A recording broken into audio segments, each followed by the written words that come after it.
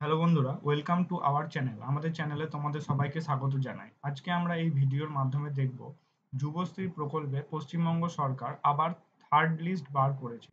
অর্থাৎ যুবশ্রী প্রকল্প হচ্ছে এমপ্লয়মেন্ট ব্যাংকে যে নাম লিখিয়ে রেখেছিলাম আমরা অনেকেই, এবং অনেকেই লিখিয়ে রেখেছে এবং বর্তমানেও লেখানো চলছে। তো সেই নামের থার্ড লিস্ট বেরিয়েছে। এর আগে দুটো লিস্ট বেরিয়েছিল এবং সেই লিস্টে যাদের নাম ছিল তারা প্রতি মাসে ১,৫০০ টাকা করে একটা বেকার ভাতা পেয়ে থাকে, যেটাকে বলা হয় যুবশ্রী।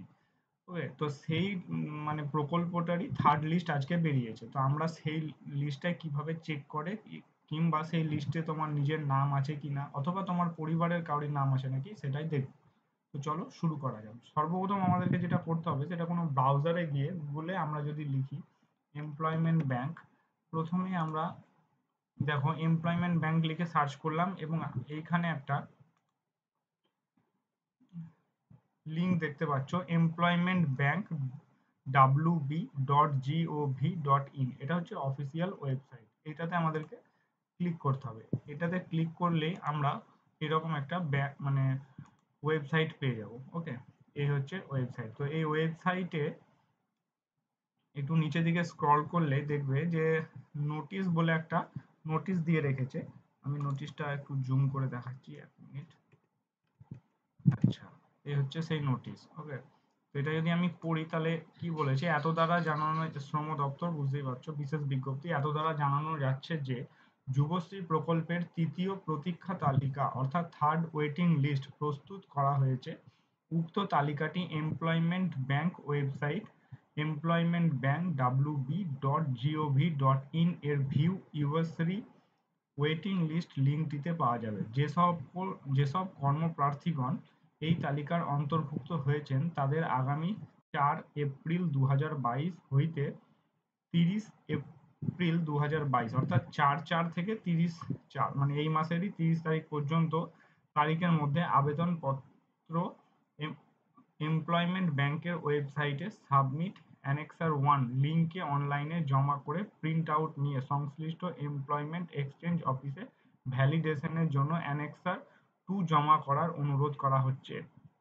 অর্থাৎ যদি তোমার সেই লিস্টে নাম থাকে তাহলে সাবমিট অ্যানেক্সার 1 লিংকে ক্লিক করে অনলাইনে সাবমিট করার পর একটা মানে প্রিন্ট আউট হবে, সেইটা নিয়ে ভ্যালিডেশন করার জন্য এমপ্লয়মেন্ট এক্সচেঞ্জ অফিসে সেই কাগজটা যেটা অনলাইন থেকে বেরাবে এবং অ্যানেক্সার 2 অর্থাৎ এটা একটা ফর্ম, এই দুটো জমা করতে হবে তোমার নিয়ারেস্ট মানে তোমার নিজের যেটা সংশ্লিষ্ট এমপ্লয়মেন্ট অফিস আছে সেইখানে।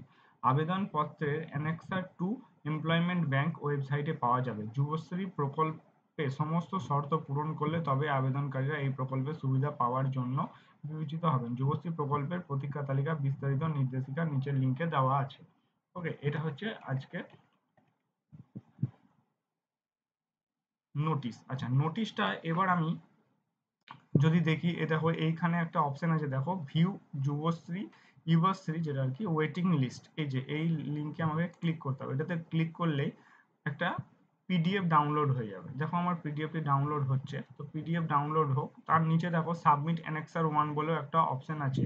এইখানে তোমাকে সেই যেটা মানে নোটিশে দিয়েছে সেটাই সাবমিট করতে হবে। তো যে আমরা যে লিস্টটার কথা বলছিলাম সেই লিস্টটি ডাউনলোড হয়ে গেছে এবং সেই লিস্টটিতে আমি ক্লিক করে ওপেন করছি।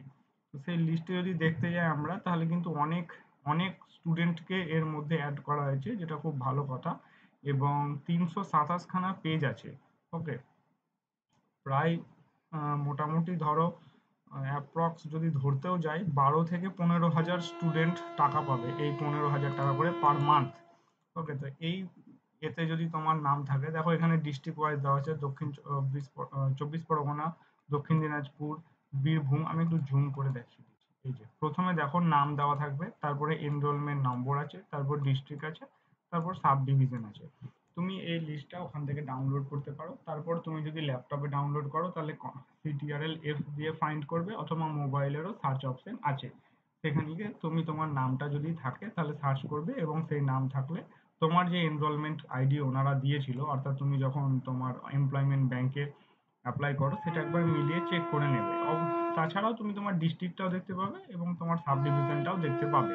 ওকে, তো এই হচ্ছে সেই লিস্ট, তোমরা দেখতেই পাচ্ছ প্রত্যেকটা ডিস্ট্রিক্টের আছে। আমি যদি শুধু বীরভূমের কিংবা মুর্শিদাবাদের দেখি, ধরো কথার মানে বীরভূম সিলেক্ট করলাম, এই বীরভূমেরই দেখো, আমি বীরভূম সিলেক্ট করার ফলে এখানে দেখাচ্ছে 951 খানা কিন্তু দিয়েছে বীরভূম ডিস্ট্রিক্টে, টোটাল 951 জন পাবে বীরভূম ডিস্ট্রিক্ট থেকে। ওকে, তারপরে আমি যদি সাব ডিভিশন ওয়াইজ দেখি, রামপুরহাট, তাহলে এখান থেকে সব দেখতে পাবে। রামপুরহাট থেকেই শুধু পাচ্ছে 323 জন একটি সাব ডিভিশন। ওকে, তারপর তুমি তোমার ডিস্ট্রিক্টটা পুরোটা এখান থেকে দেখতে পাবে। আমি এটা জাস্ট জেলা ওয়াইজ দেখাচ্ছি। মুর্শিদাবাদে দেখো টোটাল 1563 খানা পাওয়া যাচ্ছে মুর্শিদাবাদের টোটাল। তারপরে তুমি এখানে পুরো ডিস্ট্রিক্ট, তোমার ডিস্ট্রিক্ট সিলেক্ট করলে তুমি জাস্ট ডেটাটা দেখতে পাবে। মালদাতে দেখো কত দেখাচ্ছে, 1344। এখানে তুমি ঠিক তোমার নামটা যদি এন্ট্রি করো, তাহলে এই যে এই ফাইন্ড বক্সে নাম থেকে থাকলে সেটা তুমি এখান থেকে পেয়ে যাবে। তো এই হচ্ছে সেই প্রকল্প। তো যারা অনেক দিন আগে ফর্ম ফিল আপ করে রেখেছে অথবা তারা জানেই না হয়তো, তাদেরকে ভিডিওটি শেয়ার করো যেন তারা অবশ্যই জানতে পারে, এবং সেই তারিখের মধ্যে তারা যেন ডকুমেন্টস জমা করে, এবং ডকুমেন্ট জমা করলে তারা 1500 টাকা করে প্রতি মাসে একটি ভাতা পেয়ে যাবে। ওকে, তো আজকের ভিডিওটি এখানে শেষ করছি। ভিডিওটি ভালো থাকলে আমাদের চ্যানেলের সাথে যুক্ত থাকার জন্য, এবং ভালো লেগে থাকলে অবশ্যই আমাদের চ্যানেলকে সাবস্ক্রাইব করো। ধন্যবাদ ভিডিওটি দেখার জন্য।